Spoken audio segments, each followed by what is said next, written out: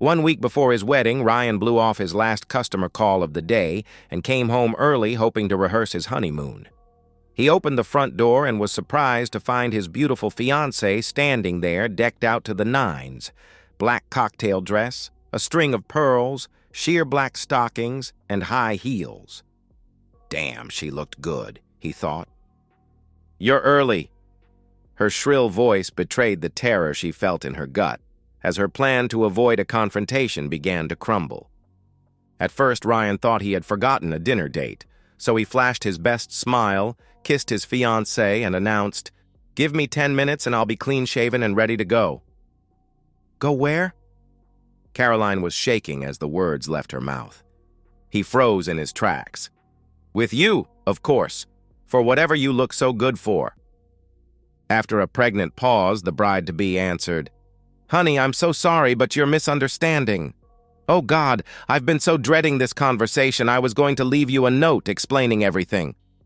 Ryan became even more baffled when he noticed Caroline had an overnight bag next to the front door. She saw where he was looking. "I won't be home this weekend." "I'm confused. What do you mean you won't be home?"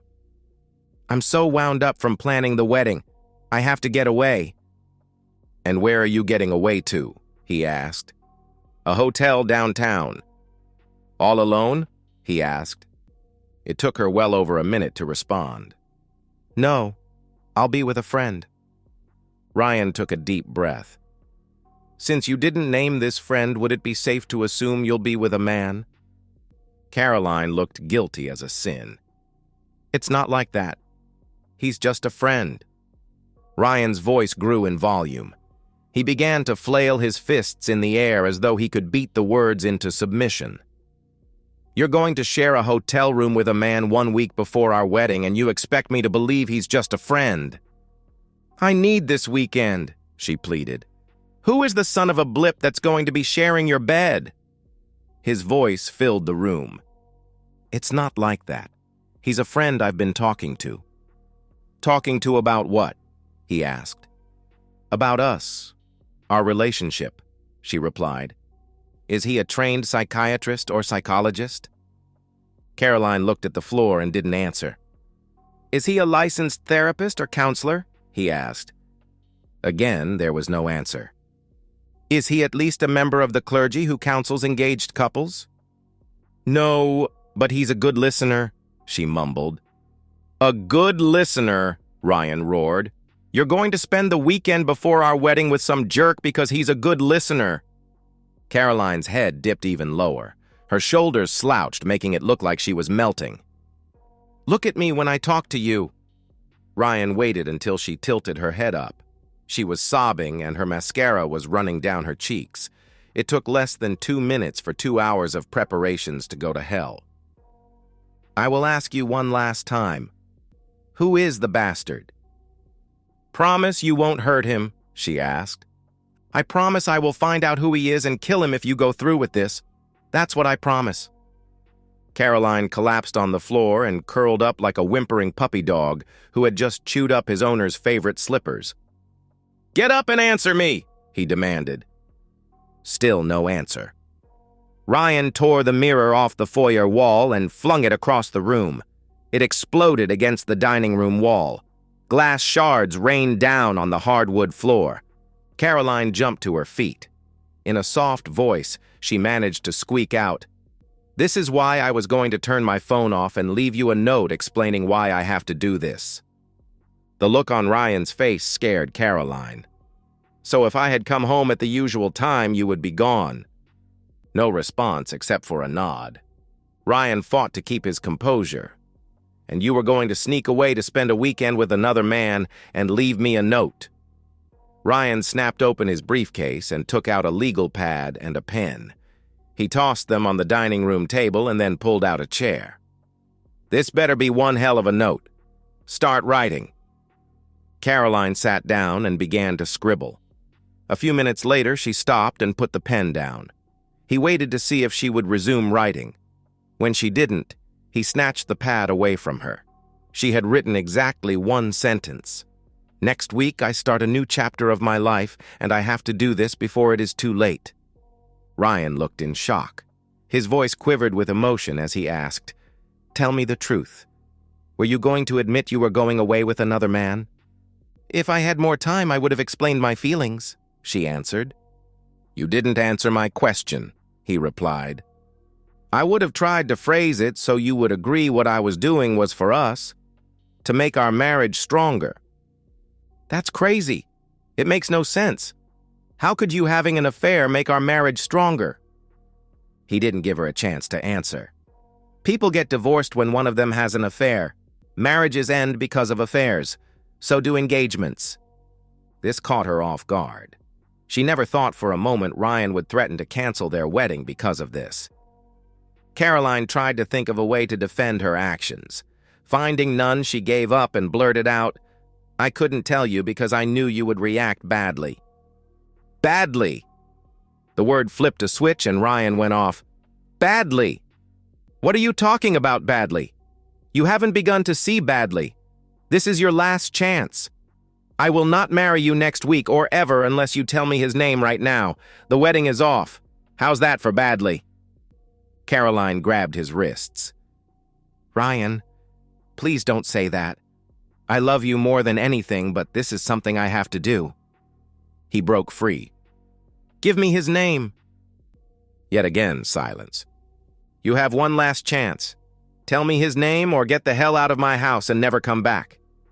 "Ryan, please don't say that. I love you," she pleaded. "You have a real sick way of showing it." He opened the front door. "This is the last time I'm saying this.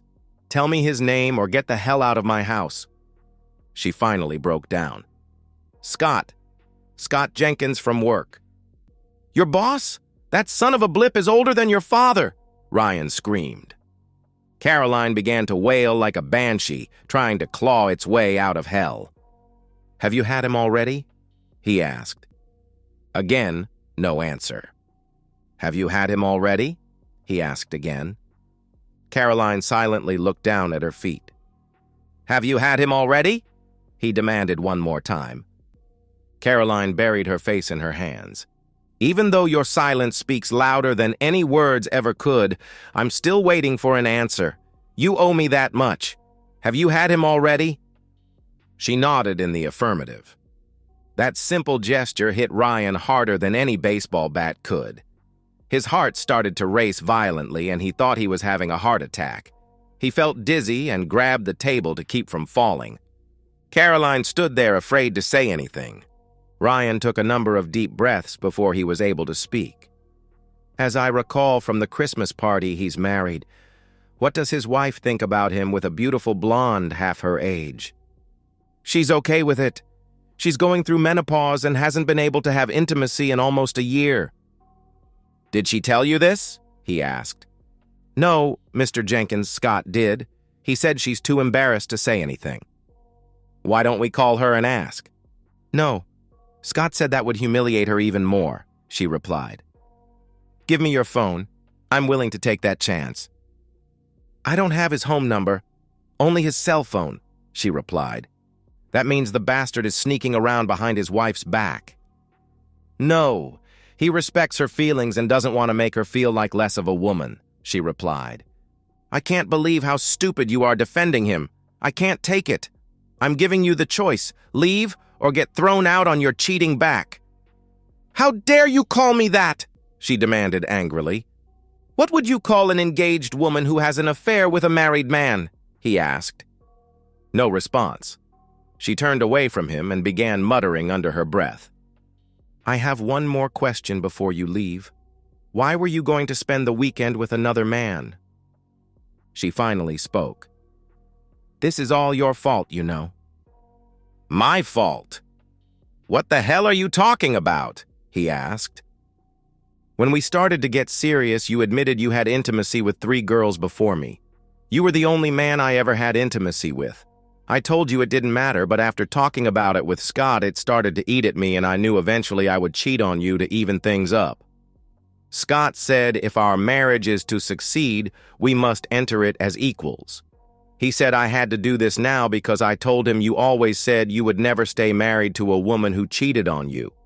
We're not married, so I would even the score. Then I would never cheat on you after we are married. What? Are you insane? That was before I met you. I have been 100% faithful since our first date, Ryan rambled on. So you staked our whole future on nonsense spewed by an old guy who wanted a girl half his age. No, it's not like that. I mean, yes, we talked about it. He made me see how unfair it was to me. But he never tried to manipulate me, she replied. So it never occurred to you that he had a vested interest in getting you to even things up? No, it wasn't like that. He only wanted to help us, she replied. Humor me. What exactly did the good listener say that would help us? He asked. He didn't say much, but he helped me think things out. He made me realize I'm entitled to have intimacy with 3 different men so we can enter our marriage as equals. Entitled? What a crock of nonsense, Ryan screamed. Ryan, I enjoyed having love with a different man, but I love you so much I'm willing to settle for one. Caroline foolishly smirked like she had played a trump card. Settle for one? Ryan stared her down. If this wasn't so pathetic, I would laugh. I'm so confused. It made so much sense when Scott explained it. It wasn't supposed to be like this, she answered. You're right. It was supposed to be you and me together forever, faithful unto each other. Ryan looked like he was going to lose it. So how did you think I would react when I found out you were being loved by your boss? No. You're twisting everything around, she replied. Then tell me, what did you think would happen when you came home from your weekend tryst? Did you think I would be a good little husband and thank the old man for being with my fiancé? No. I hoped you would never find out. I love you. I never wanted to hurt you. It would be my little secret, tucked away forever, she answered. You thought you would go away for a weekend, just turn your phone off and disappear without telling me where you were going. And I wouldn't figure out you had been unfaithful. He looked at her like she was the village idiot. Yet she kept talking. Even if you did find out, I knew you loved me enough to see the fairness of it, and we would get married and live happily ever after. Fairness? The word reeked of rage. What is everything you know about me would lead you to believe I would still marry you after you had an affair? Scotty said... She started to speak. Ryan shouted her down. Scotty said naive. He's an opportunist who found a naive woman he could control. No, he's a very caring man who wanted to help our marriage succeed, she replied. How many times have you had intimacy with him or any other man? I swear there were no other men, she replied. Then how many times have you had intimacy with him? Not that many. 7 or 8, she answered. You had another man 7 or 8 times while we were engaged, and you think that's not that many. Caroline sobbed. I did it for us, to make our marriage succeed. Think back to that conversation when I confessed I wasn't a virgin. I never told you I had intimacy with 3 girls before you. What I did say was I had intimacy 3 times. Each and every time was with Sally McDonough, the girl with whom I was going steady before I met you. We were going to run away together after we graduated. That came to a quick halt when her mother caught us. You know how that story ends. The next day they left town and I never heard from her again. I met you the next month. Since that day I haven't so much as kissed another woman, let alone made love with them.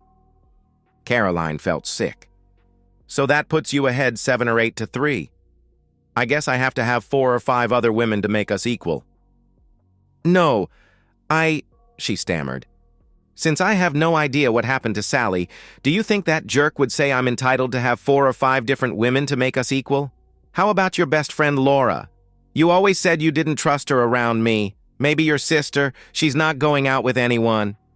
No, Ryan, oh please no, she answered. Give me one good reason why not, he demanded. I'll end the affair and won't go with him for the weekend.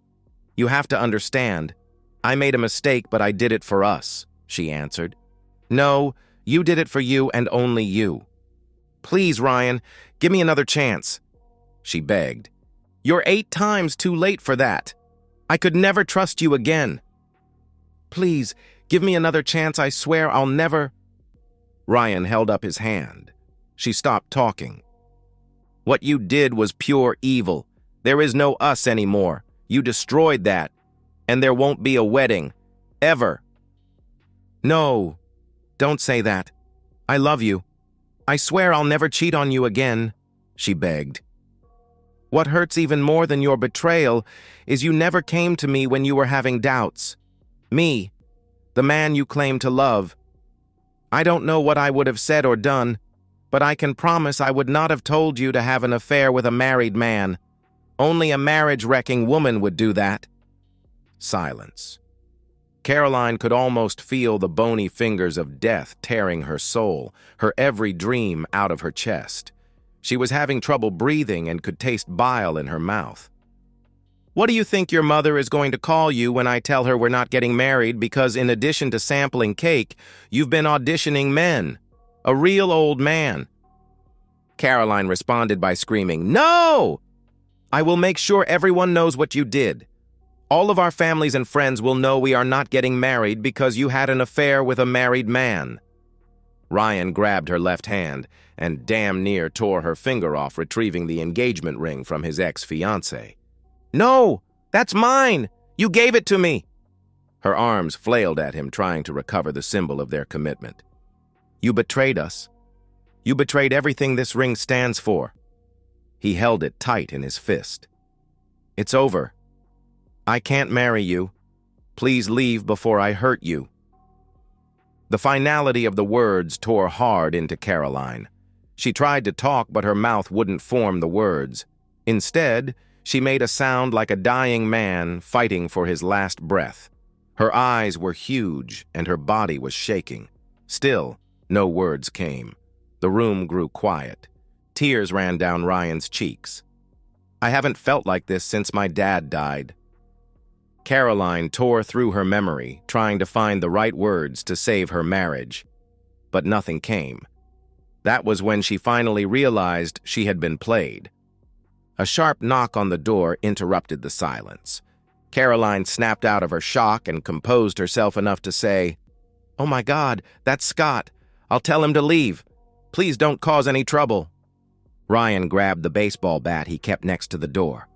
"I'm not going to cause trouble. I'm going to kill him right here in the foyer while you watch." Caroline jumped up and tried to stop him. "He's not worth going to jail for." "I really don't care." He stepped around her. "I have nothing to live for. But if I kill him, that will make us even for the pain he caused me." She tried calling his cell phone to warn him. The call went straight to voicemail. Ryan held the bat in one hand as he opened the door. He was ready to drop the old man in his tracks. Instead, he was greeted by 2 police officers. He released his grip on the bat. It hit the ceramic tile floor with a sharp crack. The officers ignored him. "Excuse me, ma'am. Are you Caroline Bradley?" "What's the problem, officer?" The policeman stepped inside and closed the door. "Do you know a Mrs. Loretta Jenkins?" "I work for her husband, Scott," she replied. The officers shot each other a look like they were in on a private joke. "Is everything all right? Did something happen to Loretta?" "No, ma'am. But about an hour ago, Mrs. Jenkins murdered her husband in the living room of their house." Caroline passed out and hit the floor. Hard. Ryan walked to the kitchen and came back with a far too large pot full of water. He threw it in her face. Her once beautifully coiffured hair looked like a drowned rat. It was a couple of minutes before she was able to speak. In a soft voice, she said, "Oh my God, Scotty is dead," she sobbed. "Yes, ma'am." She shot him 6 times in the chest with a .38 caliber revolver, then reloaded and shot him 6 more times point blank in the face. The detectives said it was the most cold-blooded thing they ever saw. Damn near took his head off. The only sound was Ryan laughing. The police looked at him like he was crazy. "I guess she didn't give her husband permission to go away with you this weekend after all." "We need you to come down to the station, ma'am. Mrs. Jenkins told a neighbor she was going to kill you for destroying her marriage. We have half a dozen squads patrolling the neighborhood, but they think you would be safer downtown." Her face had a pasty, catatonic look. "Don't come back, you cheating woman!" His voice trailed off as his ex-fiancée let loose with a horrific scream. "What did you think I was going to do when I found out?" The police officers half-carried Caroline out to their car. Ryan watched the blue lights fade into the distance as he tried to figure out how his life had turned to shit. 3 stiff shots of Jack loosened his tongue. The 4th loosened his writing abilities. He opened Caroline's laptop and began composing an email to everyone she had an address for. Family, friends, co-workers, the choir at church. Everyone. Ryan titled it, "Why I Won't Be Marrying Caroline Bradley, the Cheating Woman." If you watch the news tonight, the lead story will be about a middle-aged woman who murdered her husband for being with a 25-year-old cheating woman. I'm ashamed to say it, but the woman is my ex-fiancée. Yep, little Miss Prim and proper Caroline, who always looked down her nose at her friends for sleeping around, is responsible for a 60-year-old man being shot dead. Yes, she was seeing a guy older than her father, so now you know why I'm not getting married. Thank God this happened before I ruined my life by marrying that cheating woman. Because once a cheat, always a cheat. P.S. The police are hiding Caroline because her paramour's widow is hunting for her to kill her. I hope she succeeds. Within a couple of minutes after he hit the send key, he had a half-dozen responses. Then his phone began to ring. The first call was from the local newspaper asking for an interview. He sent the reporter a couple of pictures of her wearing a skimpy bikini. Then he told him the story of her betrayal. Next, he agreed to be interviewed on the air by the local radio station. Ryan spent the next couple of hours talking to reporters and answering emails. Most were very supportive, including Caroline's friends and family. When he grew tired of telling the story, he took a break and started shoving everything of Caroline's into a heavy-duty garbage bag. He eventually filled 4 bags. He dragged them out to the front of the garage by the garbage cans. Ryan lived in a bedroom suburb which hasn't had a murder in over 5 years, so the next morning the local newspaper ran a banner headline, "A love triangle ends in death." The TV stations also descended on his peaceful subdivision. Each had led the evening's news with a picture of the on-the-lam suspect, as well as Ryan's ex-fiancée in a bikini and the victim. It was pitch black outside when Ryan decided to finish the bottle of bourbon. The next morning, a TV crew showed up in time to video a locksmith changing the locks. He finished by posting "no trespassing" signs all around the house. 2 hours later, police found Loretta Jenkins sleeping in her car a couple of blocks away from Caroline's apartment. She was arrested without incident. Ryan was hungover when someone began banging on his front door. "Go away!" he yelled. "It's the police," was the response. He opened the door. "Mr. Erickson, your fiancée wants to come home so she can explain what happened." "I don't have a fiancée, and this isn't her home." He pointed at the squad car. "This is my home. It will never be her home. Please take her away because I might do something I would later regret." He stepped outside and pointed at the garbage bags. "That's everything of hers. I would appreciate it if you tell her I will never forgive her nor speak to her ever again. Never." He could hear her screaming from the squad car. "Ryan, I love you!" He slammed the door and cranked the TV up. He punched in the channel for the movie channel and sat back to watch a black-and-white western. No one ever came forward to admit to sending the pictures that tipped off Jenkins' wife about the affair. But everyone agreed Scotty's secretary had a mighty smug look on her face when she showed up Monday morning. Caroline became a pariah in town. She was, of course, fired before she could even walk into her office. With the owner dead and his wife's very expensive lawyers being unsuccessful in proving temporary insanity, the business was sold to a Chinese investor who promptly laid everyone off and moved the operation to a small island nation. Caroline's family and friends were united in their condemnation of the adulteress. The day after she testified in court, she packed everything she owned into her car and set off to start a new life. On her way out of town, she drove by Ryan's house one last time. A sold sticker had been slapped across the for sale sign in the front yard. She tried to drive away but couldn't see through the tears. She stopped the car, closed her eyes, and tried to remember how it felt when he wrapped his arms around her. She wished she was dead. 6 years passed, and Ryan found himself back in his hometown for the funeral of a childhood friend who died a hero in Iraq. The Alumni Association passed the word to his graduating class, and a large turnout was expected. This was the first time he had returned since that night. His 8-month pregnant wife, Brooklyn, Brooke for short, squeezed his hand as he gave her the walking tour of the town square. She knew every step held very bad memories and tightened her grip. Ryan Jr., being a normal 3-year-old boy, didn't want to wait for his slow-moving parents and set off ahead to explore. When his mom and dad stopped to look in an antique shop's window, Ryan Jr. took off without looking and ran into a woman leaving a shop. She staggered back a couple of steps and dropped her bag on the sidewalk. Several items fell out, including a condolence card. Brooke shouted, "Ryan Robert Erickson, stop moving this instant!" A chill went up the woman's spine when she heard his name. The mother turned to the woman and said, "I'm so sorry. We spent 6 hours in the car, and he has too much built-up energy to walk." Ryan Jr. walked up to the woman and said, without prompting, "I'm sorry I ran into you, lady, and made you cry." "Are you okay?" Brooke asked. "I'm fine. Your son is a very well-mannered gentleman. You should be very proud of him." As Ryan Sr. knelt down to pick up the bag, he recognized the woman. Their eyes locked, and they kept staring at each other as his son helped pick up an errant ink pen. True to his word, he silently handed the bag to the woman. That was when Brooke noticed her husband had tears in his eyes. She immediately knew who this woman was, and like a lioness protecting her cubs, stepped between the bad memory and her husband. "Get away from my family." She glared at the woman, daring her to speak.